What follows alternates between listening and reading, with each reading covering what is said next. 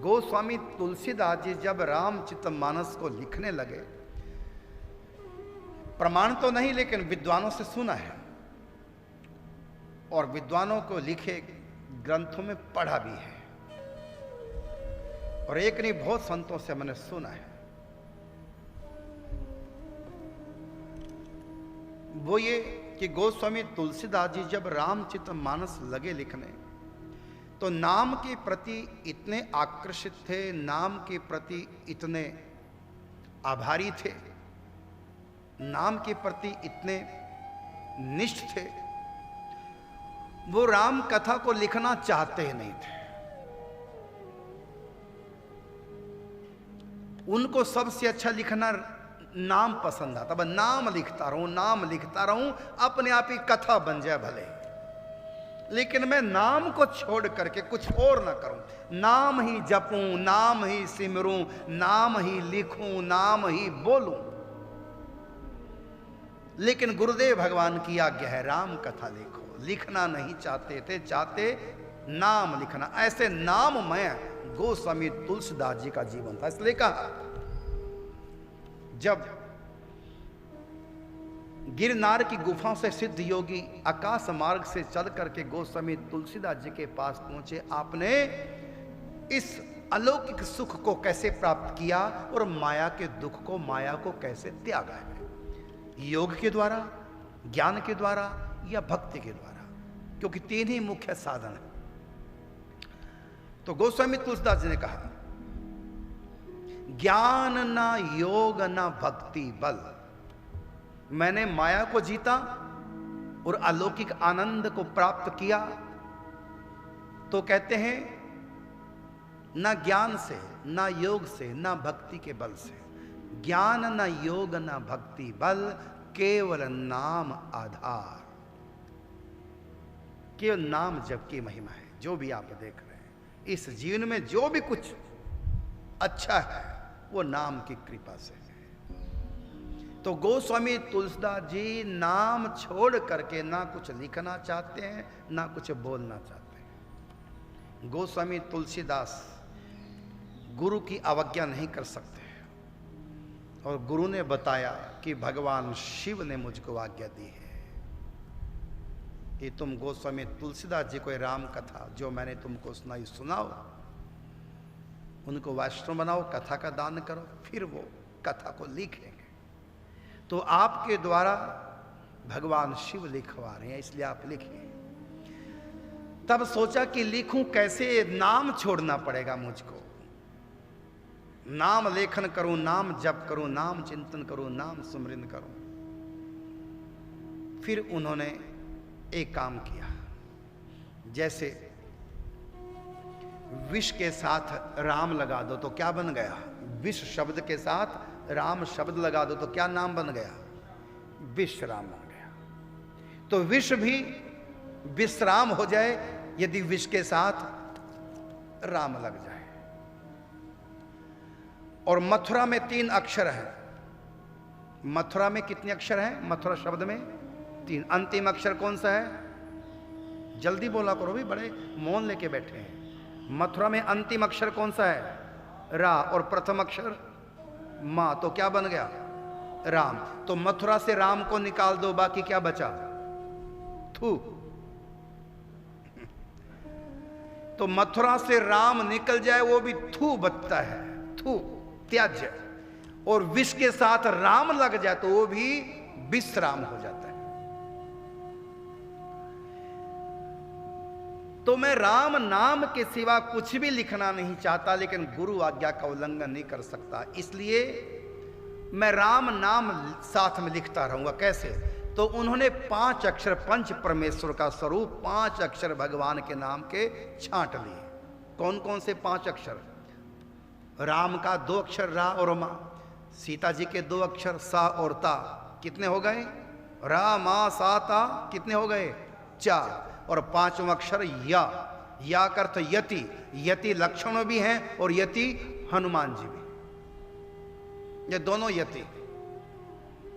तो ये हो गए 5 अक्षर। राम का राम 2, सीता जी के साथ 2 हो गए 4, और एक या, यति लक्ष्मण हनुमान जी का नाम। सांकेतिक रूप से। तो ये 5 अक्षर भगवान के नाम हैं। राम दरबार, राम लक्ष्मण सीता जी हनुमान जी मुख्य रूप से। तो ये 5 भगवान के नाम के अक्षर हैं, र मा सा ता या। अब गोस्वामी तुलसीदास जी जब रामायण लिखने लगे रामचरितमानस गुरु आज्ञा से, भगवान शिव का आशीर्वाद और भगवान हनुमान जी का आशीर्वाद लेकर लिखने लगे, तो अपने पास 5 अक्षर ले लिए भगवान के नाम के। जब छंद, सोठा, चौपाई, दोहा आदि आदि लिखते, तो चौपाई में इन 5 में से कोई ना कोई अधिक से अधिक 5 आ जाए, नहीं तो 4 आ जाए, नहीं तो 2, नहीं तो 1 तो कम से कम आ ही जाए भगवान का नाम। बिना भगवान के नाम के अक्षरों के कोई भी चौपाई, छंद, सोठा, दोहा कुछ ना लिखा जाए। इस प्रकार राम जी के नामों के साथ राम कथा लिख डाले। आपके पास रामचरितमानस हो तो घर जाके पढ़िए, कहीं से भी पढ़ लो कोई चौपाई, तो उन चौपाइयों में 5 अक्षर मिलेंगे, रा मा सा ता या। 5 नहीं तो 4, 4 नहीं तो 3, 3 नहीं 2, 2 नहीं तो कम से कम 1 तो होगा ही होगा। बिना नाम के कोई चर्चा नहीं करनी, नाम के साथ करनी। तो विष भी राम नाम के साथ लगने से विश्राम हो जाता है। तो इसलिए नाम का महत्व उन्होंने अपने ग्रंथ में प्रकट किया। इसलिए एक भी चौपाई ढूंढी नहीं मिलेगी। आप देखिए, कोई भी चौपाई आप बोलो, आपको कोई याद हो तो कोई व्यक्ति खड़ा होकर कोई भी एक चौपाई बोले, हाँ, जेहि विधि नाथ हो ही हित मोरा। माँ, मोरा में माँ आ गया, राम का माँ आ गया। और कोई बोलो चौपाई। और मोरा, रा भी आ गया, वो राम का रा आ गया। और हित, हित, हित में ता, सीता का ता आ गया। हाँ, जोर से बोलना, क्या बोला आपने? मंगल भवन मां आ गया राम का, द्रव्य रा भी आ गया, उसमें राम का नाम रा आ गया। तो जितने भी चौपाइयां, कोई श्लोक बोल लो, छंद, दोहा, सोठा, इन सब से मिलकर रामचरितमानस लिखी गई। ये इस प्रकार के छंदबद्ध ग्रंथ है, कविताओं में है। तो इसमें एक भी चौपाई आप बोल नहीं सकते, लेकिन फिर भी मैं बताता हूं, केवल एक चौपाई है इसमें, एक चौपाई है इसमें जिसमें इन 5 में से एक भी नहीं। बाकी पूरी रामायण सब दोहे, छंद, सोठा, चौपाई सब में ये अक्षर आए हैं, लेकिन एक चौपाई है। चौपाई का मतलब 4 पाए। चौपाई का अर्थ है 4 पाए।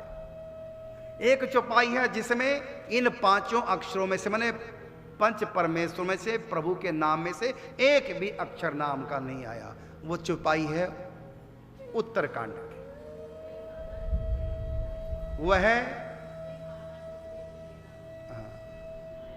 हाँ वो तो मैं बोल रहा हूं, ठीक है।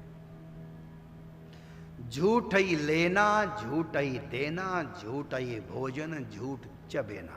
अब इसमें 5 अक्षर में से एक भी नहीं, और ये चौपाई के हर पाए में झूठ लगा हुआ है। झूठ ही लेना, झूठ ही देना, और झूठ ही भोजन, झूठ चबेना। तो कितनी बार आ गया झूठ? 4 बार। चौपाई 4 बार झूठ आ गया, माने हर पाया झूठ पे खड़ा है, सारी बात झूठ पे खड़ी है। क्योंकि जहां नाम नहीं, उमा कहूं मैं अनुभव अपना, सत हरि भजन, सत हरि नाम, और जगत सब सपना। झूठा है, सपना के मतलब झूठा, सारा संसार झूठा, सत है तो प्रभु का नाम। अब हर चौपाई में प्रभु का नाम है रामायण की, एक चौपाई में प्रभु का नाम नहीं है, तो किस पर खड़ी है वो? झूठ पर। प्रभु का नाम सत्य है और बाकी सब झूठ है। यदि हम भक्ति नहीं कर रहे हैं तो झूठ पर खड़े हैं, यदि हम भजन नहीं कर रहे हैं झूठ पे खड़े हैं, और मौत आकर बता देगी जो तू अब तक कहता ये मेरा है, मैं उसका, सब झूठ पसार है। इसलिए कहा, जब अंतिम यात्रा निकलते पीछे वाले क्या बोलते हैं? राम नाम सत्य है, प्रभु का नाम सत्य। इसलिए ग्रंथ क्या है? सत्य है, क्योंकि इसमें प्रभु का नाम है। इससे तो आगे भजन ही है साथी, हरि के भजन बिन अकेला रहेगा। अरे मन ये 2 दिन का मेला रहेगा, कायम ना जग का झमेला रहेगा।